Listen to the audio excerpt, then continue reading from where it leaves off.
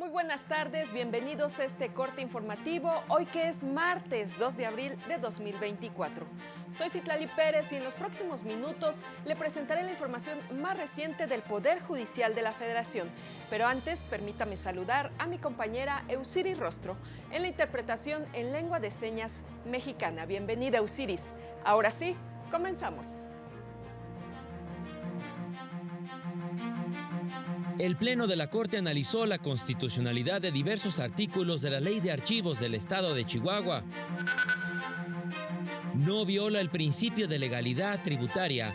Actualizar las contribuciones por encima de la inflación, determinó la segunda sala. Las fiscalías solo judicializaron el 1.22% de los 22 millones de delitos denunciados en 2022. Vámonos al edificio sede de la Suprema Corte con mi compañero Mario López Peña, quien ya tiene listo el reporte de lo que resolvieron esta tarde las y los ministros en sesión del Pleno. Adelante, Mario, te escuchamos. ¿Qué tal? Muy buenas tardes a todas las personas que siguen esta transmisión. Al resolver diversas acciones de inconstitucionalidad promovidas por el INAI y la CNDH, el Pleno de la Suprema Corte de Justicia de la Nación declaró inválidas diversas disposiciones de la Ley de Archivos de Chihuahua.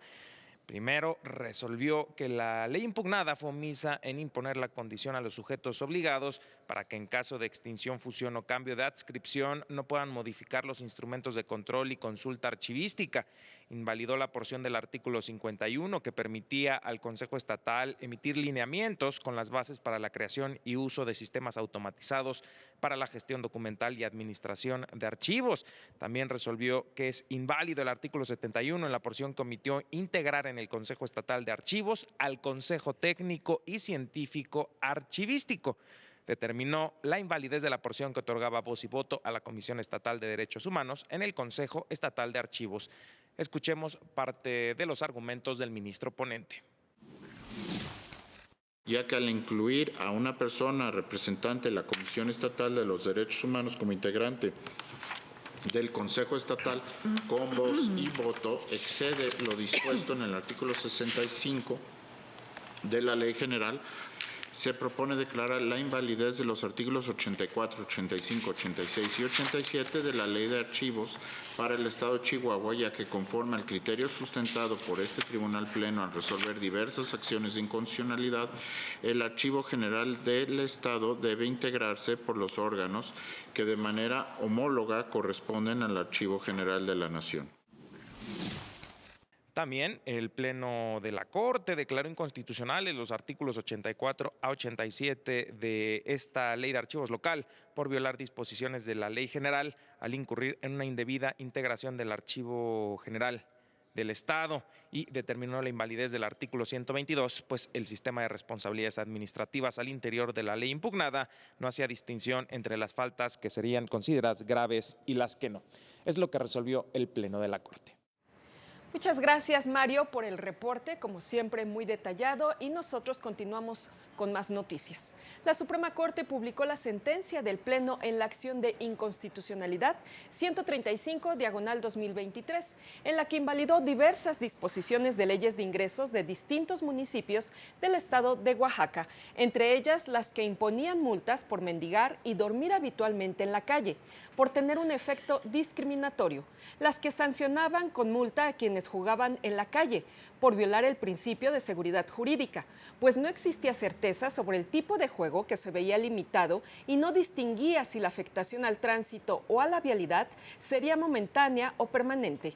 También invalidó las que imponían multas por usar disfraces, por resultar violatorias de la libertad de expresión y del principio de seguridad jurídica, así como las que sancionaban los gestos, palabras o frases obscenas, pues dejaban un amplio margen de discrecionalidad al operador jurídico. También invalidó las que imponían el cobro por los servicios de búsqueda de información y expedición de copias, por resultar violatorias del principio de proporcionalidad tributaria. La segunda sala de la Corte estableció que la actualización de contribuciones en un monto superior a la inflación no puede dar lugar a la violación del principio de legalidad tributaria. La sala explicó que la actualización anual de contribuciones, al que alude el artículo 1 de la Ley Federal de Derechos, no se relaciona en modo alguno con el principio de legalidad tributaria, ya que este exige que sea el legislador el que establezca en la ley los elementos esenciales cualitativos de tributo: sujeto, objeto y base, por lo que la reserva de la ley es relativa, mientras que la figura de actualización sirve para darle valor presente al monto del tributo al momento de su pago, al reconocer los efectos de la inflación. De ahí que la actualización anual del monto de los derechos no resulte vinculante para el legislador al momento de incrementar el monto de las cuotas por concepto de derechos. Y en más temas, en la 13ª sesión del ciclo del Masterclass 2024 se abordó el tema del derecho mercantil. El juez segundo de distrito en materia mercantil federal en el estado de Puebla, especializado en juicio oral, León Darío Morice López, explicó los aspectos más relevantes de esta rama del derecho y algunos criterios establecidos por el Tribunal Constitucional. De entrada, explicó quiénes tienen el carácter de comerciante y cuáles son los actos de comercio, precisando que los ambulantes no pueden considerarse comerciantes, aunque realizan algunas actividades consideradas como actos de comercio, pues su actividad no se encuentra regulada. Entonces, es difícil, ¿sí?, que los ambulantes como tales podamos considerar, ¿sí?, para efectos de lo que establece nuestro código, que son comerciantes, ¿sí?, porque no tienen una forma o no están dentro de la regularidad. Sin embargo, sí, al realizar su actividad, producen actos de comercio y estos sí son objeto de ser analizados a través del Código de Comercio. También explicó que los préstamos a la palabra pueden ser cobrados, siempre que existan testigos o algún indicio de la existencia de dicho acto. Si la conducta encuadra en el préstamo mercantil o en alguna de las operaciones de títulos, de la ley de títulos de operaciones y de crédito, efectivamente que sí será acto de comercio y estará sujeto a ser probado. Explicó a quienes aspiran a ocupar el cargo de oficial judicial las características de los títulos de crédito y la libertad de contratación de que gozan los comerciantes para obligarse a cumplir con los acuerdos pactados, siempre que estos no resulten abusivos.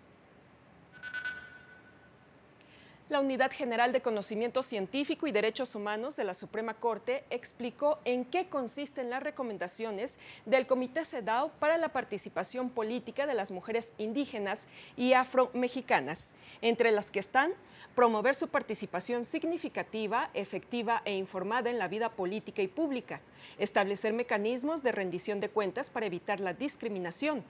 Los estados deben garantizar su acceso efectivo a recursos jurídicos con perspectiva de género y difundir información accesible sobre el derecho al voto. También es indispensable reconocer y respetar las formas ancestrales de organización, facilitar su acceso a cargos políticos a través de la financiación de campañas y actuar con debida diligencia para prevenir, investigar y sancionar la violencia política de género. Y la Escuela Federal de Formación Judicial publicó el Plan Anual de Capacitación Jurisdiccional y Administrativa 2024, con el que promoverá la excelencia mediante programas académicos de alta calidad, abiertos a los desafíos actuales y futuros de la judicatura. Con ello, busca consolidar el programa de investigación estratégica mediante la identificación y propuestas de solución a problemas prioritarios de la Administración de Justicia Federal en la actualidad. Lo anterior a través de 3 ejes estratégicos: formación y capacitación de excelencia, investigación estratégica e innovación académica, así como una vinculación efectiva, una visión compartida y la formación de una comunidad educativa. Y en más noticias, la magistrada María Emilia Molina, presidenta de la Asociación Mexicana de Juzgadoras, señaló que, según cifras del INEGI, de los 22 millones de delitos cometidos en 2022 en México, las fiscalías solo judicializaron 319.184 asuntos, lo que equivale al 1.22%. De estos, 244.704 fueron atendidos por juzgados estatales y 74.480 por juzgados federales. El total de asuntos recibidos por el Poder Judicial Federal en 2022 fue de 1.284.526 en sus 931 órganos jurisdiccionales, de los cuales resolvió el 96%. Mientras que los poderes judiciales de los estados recibieron 2.154.768 asuntos en 3.721 tribunales, con más del 61% resueltos. Momento de una pausa, no se vaya porque tenemos más noticias.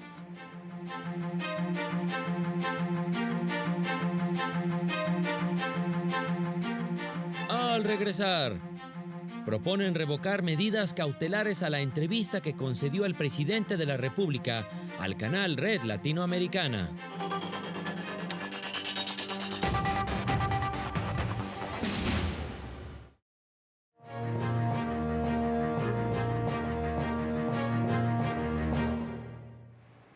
Dos de la tarde con 11 minutos. Gracias por su preferencia y por supuesto por continuar con nosotros.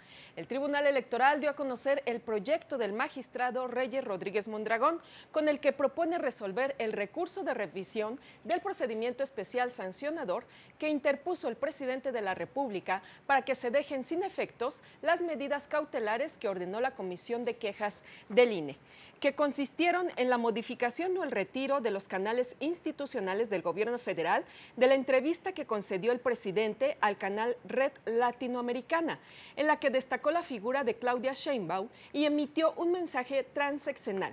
Además, en tutela preventiva se le ordenó abstenerse de emitir comentarios sobre temas electorales bajo cualquier modalidad o formato.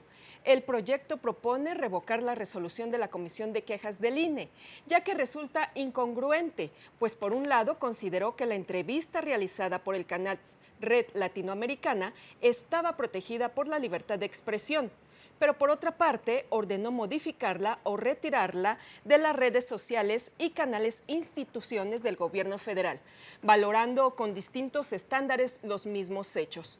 Por ello, propone declarar fundada la queja y dejar sin efectos las medidas cautelares.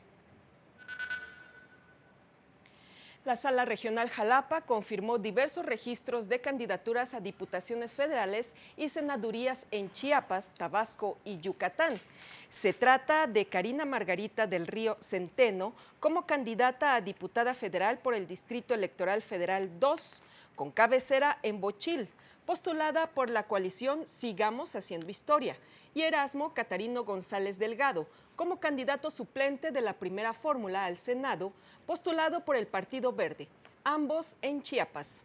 Por otra parte, aprobó la candidatura de Rocío Natalí Barrera Puc a la Diputación Federal por el principio de mayoría relativa, en el Distrito Electoral Federal de Valladolid, Yucatán, postulada por la coalición Seguimos Haciendo Historia, y la fórmula conformada por Alfonso Gil Avelar y Miguel Ángel Pérez Velázquez para la Diputación Local del PRD por el Distrito 11, con cabecera en Comacalco, Tabasco, esta última perteneciente a la diversidad sexual.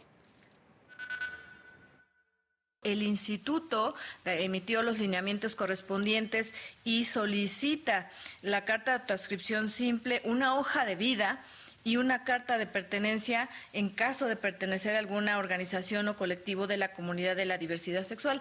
Quiero hacer referencia a que en este caso cumple y presenta todo, esta fórmula presenta todo lo exigido por el Instituto Electoral y de Participación Ciudadana. Y mire usted, no se puede hablar de una verdadera garantía de los derechos político-electorales de las personas con discapacidad sin que existan acciones afirmativas para legitimar su voz y participación, aseguró en el blog Axis del Tribunal Electoral Luis Fernando Cabrera Peñalosa, trabajador con discapacidad de la Suprema Corte, adscrito a la Unidad General de Conocimiento Científico y Derechos Humanos.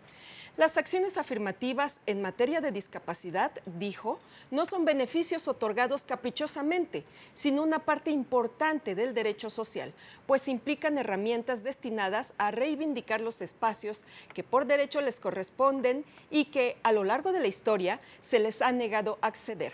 Destacó una resolución de la Sala Superior del Tribunal Electoral en la que señala que se debe indagar si los contextos y las barreras a las que se enfrentan las personas con discapacidad les han generado exclusión sistemática, por lo que partidos políticos e instituciones electorales están obligados a asegurar que las acciones afirmativas tengan un alcance e impacto real.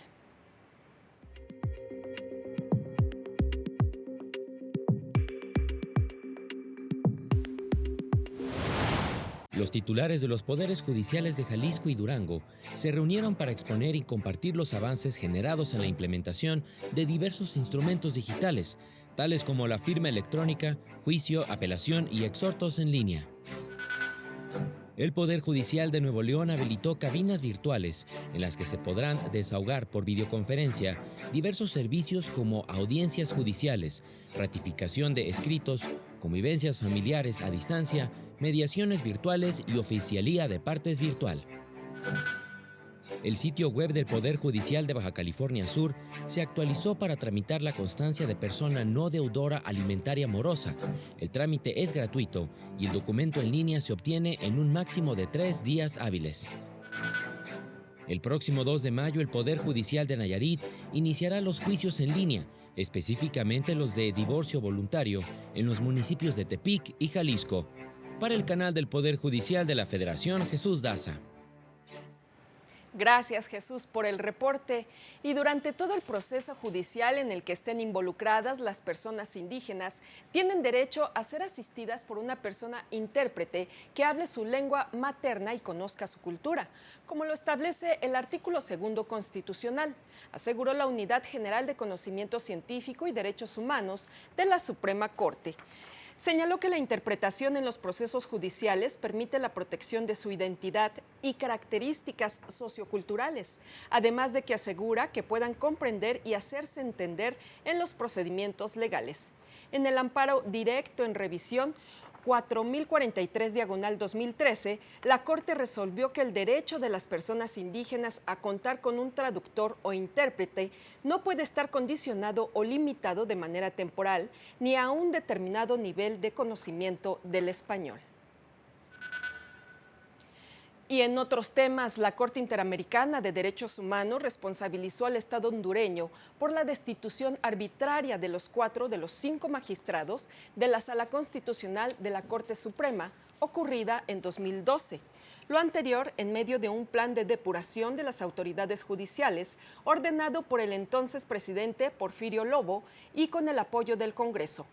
El organismo internacional señaló que se violaron las garantías judiciales, los principios de legalidad e independencia judicial, así como los derechos políticos a la protección judicial, a la estabilidad laboral e integridad de personal de los magistrados. Como medidas de reparación, la Corte ordenó a Honduras pagar una indemnización a los ex magistrados, realizar un acto público de reconocimiento de responsabilidad y adecuar el ordenamiento jurídico interno. Y antes de despedirnos, le damos a conocer que la Junta de Gobierno de la UNAM designó a la doctora Sonia Venegas Álvarez como directora de la Facultad de Derecho para el periodo 2024-2028. Es licenciada en Derecho y doctora en Derecho Fiscal por la UNAM, además de desempeñarse como profesora de tiempo completo e investigadora. Es miembro del Consejo Académico del Instituto de Especialización en Justicia Administrativa y Fiscal del Tribunal de Justicia Administrativa de la Ciudad de México. Así llegamos al final de este espacio informativo. Soy Citlali Pérez. Lo invito a mantenerse en nuestra señal y a seguir a las 19:30 horas nuestro avance informativo y a las 20:30 horas el noticiero nocturno. Gracias por su atención. Que tenga una excelente tarde. Hasta pronto.